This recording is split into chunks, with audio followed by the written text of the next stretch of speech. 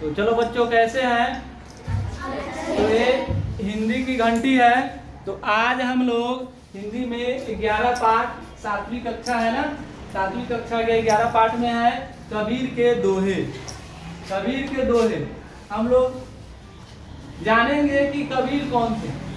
कबीर आज से 600 साल पहले उनका जन्म तिथि है ना, सही में पता नहीं है, कोई 1300 कुछ कहता है, कोई 1400 कुछ, लेकिन लगभग 600 साल पहले एक बच्चा है जिसका नाम पड़ता है संत कबीर, जो एक जुलाहे परिवार में उनका पोषण पालन हुआ।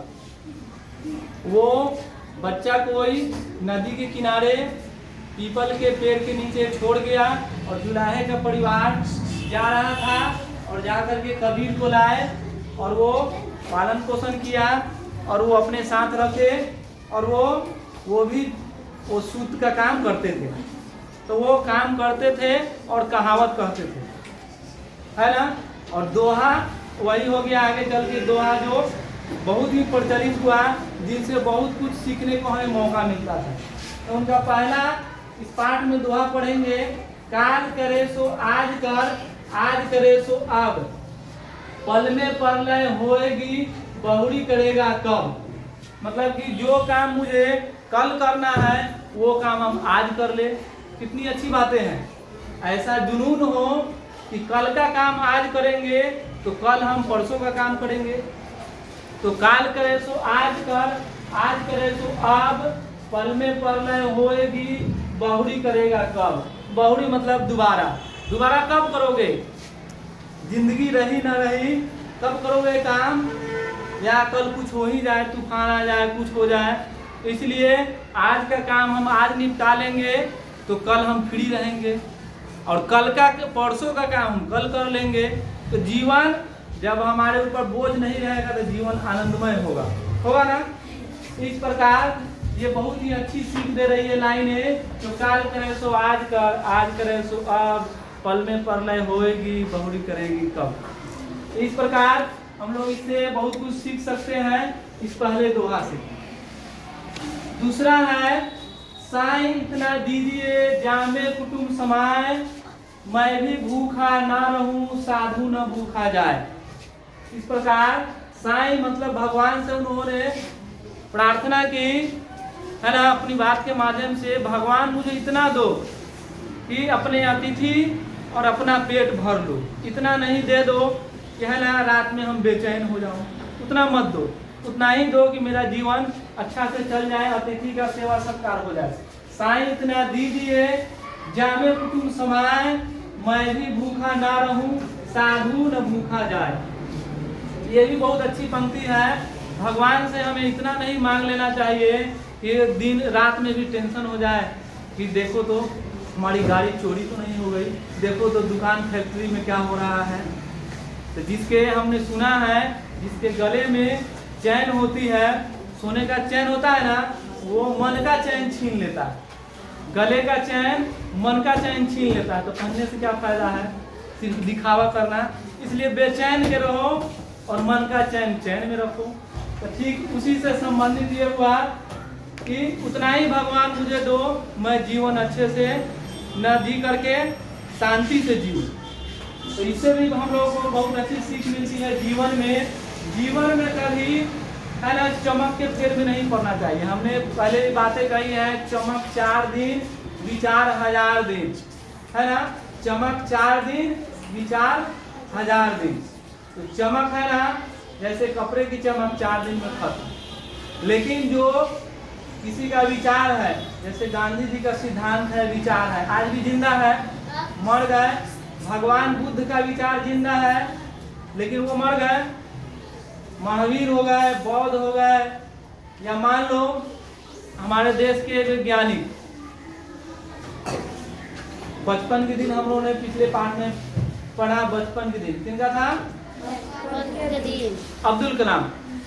अब्दुल कलाम जी का विचार जिंदा है। उन्होंने क्या क्या बना दिया, मिसाइल बना दिया, बहुत सारी किताबें लिखी, बहुत सिद्धांत दिया। तो उनका सिद्धांत जिंदा है ना। इसी पे मैंने बात कही है चमक 4 दिन विचार 1000 दिन। तो ये भी एक विचार है, किनका? कबीर साहब का। कबीर साहब का विचार है, वो एक संत थे, जो ज्यादा पैसे के फेर में पड़े न चोरी के फेर में पड़े, है ना। उन्होंने पढ़ाई भी उनकी नहीं हुई, वैसी उनकी व्यवस्था थी, उनकी पढ़ाई भी नहीं हुई स्कूल में। आप लोग बहुत भाग्यशाली है, विद्यालय में आपको पढ़ाई मिल रही है, फिर भी है ना आपको परेशानी है। लेकिन जीवन में उन्होंने कभी स्कूल नहीं गया, फिर भी उन्होंने इतना अच्छा है ना अच्छी लाइनें उन्होंने लिखी। ये उनका हो सकता है कि उनके तप का है, आत्मबल का ज्ञान है, उनके अंदर का ज्ञान है। तो इस माध्यम से हम लोग सीख सकते हैं। आगे है निंदक नियरे राखिए आंगन कुटी छवाए। मतलब कि हम लोग ऐसे हैं कि कोई हमारी बुराई कर देता है तो उससे हम लोग बोलना बंद कर देते हैं, ऐसा नहीं है। अगर कोई हमारी बुराई कर रहा है तो हम अंदर झांक के देखेंगे कि हम में ही बुराई तो नहीं है सही में। तो कोई निंदा करता है तो हमारे लिए अच्छा है। तो वही कह रहे हैं निंदक नियर है, मतलब कि जो निंदा करने वाले होते हैं ना, एकदम उसको नजदीक रखो, है ना, उसका रेस्पेक्ट करो। निंदक नियर राखिए आंगन कुटी छवाए, बिन साबुन पानी बिन निर्मल करे सुभाए। अगर निंदा करने वाला अगर पास हो तो बिना साबुन के बिना पानी के है ना साफ हो जाओगे, अगर हम उस पर काम करें। तो सुबह सुबह ऐसे विचार आता है, कोई भी विचार आता है ना सुविचार, तो ऐसा नहीं है कि आप लोगों के लिए है, वो मेरे लिए भी है। अगर अच्छी बातें अगर आप लोग बताते हो तो मुझे भी याद आता है। हम लोग भी कोशिश करते हैं कि मेरे में भी है ना थोड़े बहुत कमियां हैं, उसको हम लोग दूर करेंगे, कोशिश करते हैं। तो कोशिश हमेशा हमें करनी चाहिए। कोशिश करने वालों की हार नहीं होती, लहरों से डरकर नौका पार नहीं होती, है ना। सुबह में भी एक बच्चा सुनाया, तो मैंने दिया था, सुबह में क्या सुनाया था कि सुबह का जो जुनून है वह शाम का सुकून है।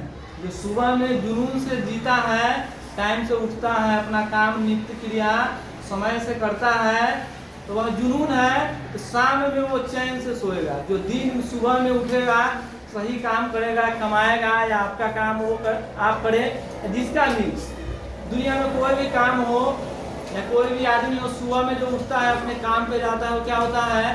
सही आदमी होता है। तो सुबह में जो जुनून रखता है वो शाम में सुकून से सोता है, और जो सुबह में आलस से करता है वो शाम में विघ्न में रहता है, मतलब बाधा में। सुबह में 8 बजे तक सोएगा, तबीयत खराब होगी, व्यवसाय है उसका दुकान छूटेगा, है ना, आमदनी कम होगी। इसलिए सुबह में एकदम टाइम से रहो। तो इससे हम लोग सीख सकते हैं। ठीक उसी प्रकार ये भी है, हमें निंदा करने वालों से है ना नफरत नहीं करना चाहिए। हमारी जो निंदा करता है हो सकता है वो सही बोल रहा हो, हम अहंकार में हो, घमंड में हो कि नहीं सबसे दुनिया का सबसे अच्छा मैं ही हूँ, ऐसा हो सकता है? कभी नहीं। मुझ में भी कुछ कमियां होंगी, है ना, और आप में भी कमियां होंगी। तो उसे हम लोगों को क्या करना है? धीरे धीरे दूर करना है। तो जो निंदा करता है उससे नफरत नहीं करना है।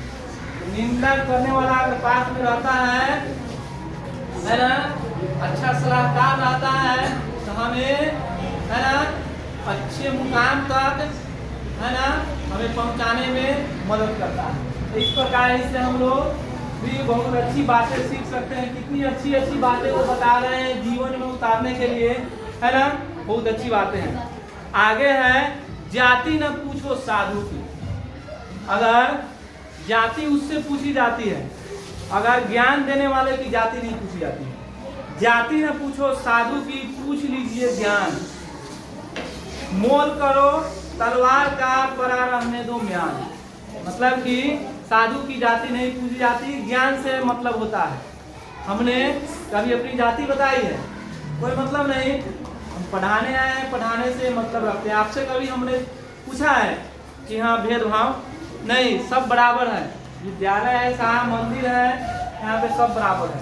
ठीक उसी प्रकार अगर ज्ञान कहीं भी मिल रहा हो उसे बटोर लो। ज्ञान कहीं मिल रहा हो उसको क्या करेंगे? बटोर लेंगे और अपने बैग में कस लेंगे, दिमाग के बैग में, है ना, दिमाग में उसको स्टोर कर लेंगे। तो इस प्रकार तलवार से हमें मतलब रखना है ना। तलवार मतलब हो गया, मान लो आदमी से मतलब है, उसके कपड़े से कोई मतलब नहीं है। कपड़ा कैसा भी पहने हो, अगर जिसके पास ज्ञान है तो हम उसे इज्जत दे सकते हैं, है ना। उसका इज्जत हम लोग करेंगे, तो इससे हम लोग यह सीख सकते हैं। आगे है सोना सज्जन साधु जन, क्या है?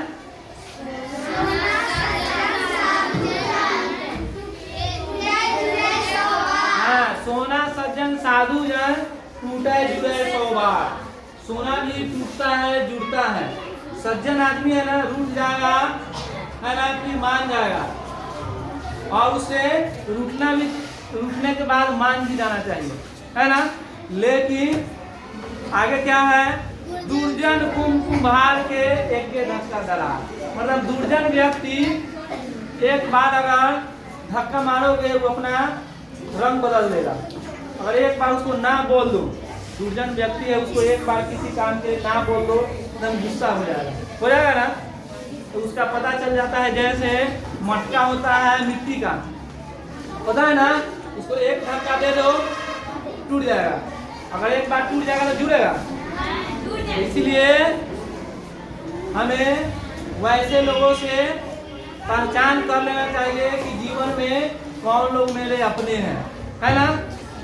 तो आगे है, अगला पंक्ति क्या है, पोथी पढ़ी पढ़ी जग मुआ पंडित भयानक कोय। मतलब कि हमें किताबें पढ़ लेने से ज्ञानवान नहीं हो सकते हैं, परीक्षा पास कर सकते हैं। किताब पढ़ करके हम लोग क्या कर सकते हैं, परीक्षा पास कर सकते हैं, लेकिन हम लोग वैज्ञानिक नहीं बन सकते। वैज्ञानिक बनने के लिए, पंडित बनने के लिए, है ना, अच्छे ज्ञानवान बनने के लिए उसके आदर्शों को अपनाना होगा, जो बातें वो कही जा रही है। जैसे हम लोग पढ़ करके पास कर जाते हैं ना, लेकिन उनमें जो बातें कही जाती है, जो बातें कही जाती है उस पर हम लोग अमल नहीं करते हैं, तो जीवन में हम पीछे रह जाते हैं। तो वास्तविक जीवन में मुझे किताबी बातों को अमल करना होगा। क्या करना होगा, अमल करना होगा।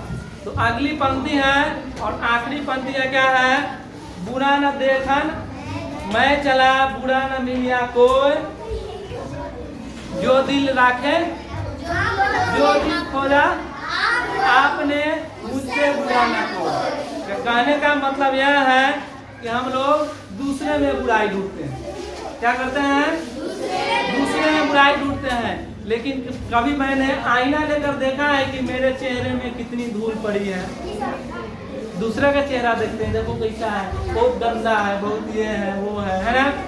लेकिन अपना भी चेहरा देख लेना चाहिए दूसरे में बुराई ढूंढने से पहले, है ना। तो इस प्रकार यह जो जितनी भी है ना दोहा है, जितनी भी लाइनें हैं, इसे बहुत अच्छी हम लोगों ने सीख ले सकते हैं अगर जीवन में उतारे। तो जीवन में परीक्षा पास कर जाना बहुत आसान है, लेकिन जीवन में फर्स्ट करना बहुत मुश्किल है। इसके लिए हमें किताबी बातों का, आदर्शवादी लोगों का, है ना, महापुरुषों की जीवनी, ये सब मुझे जाननी होगी और हमें क्या करना होगा, इससे सीखना होगा। इस प्रकार आज हम लोगों ने कबीर साहब का, है ना, दोहा के माध्यम से अच्छी अच्छी बातें सीखने का प्रयास किया। आप लोगों ने बहुत सहयोग दिया, इसके लिए आप लोग भी धन्यवाद के पात्र हैं। बहुत बहुत धन्यवाद। अगले दिन किसी, है ना, अन्य पाठ पे हम लोग चर्चा करेंगे। चलिए, बहुत बहुत धन्यवाद।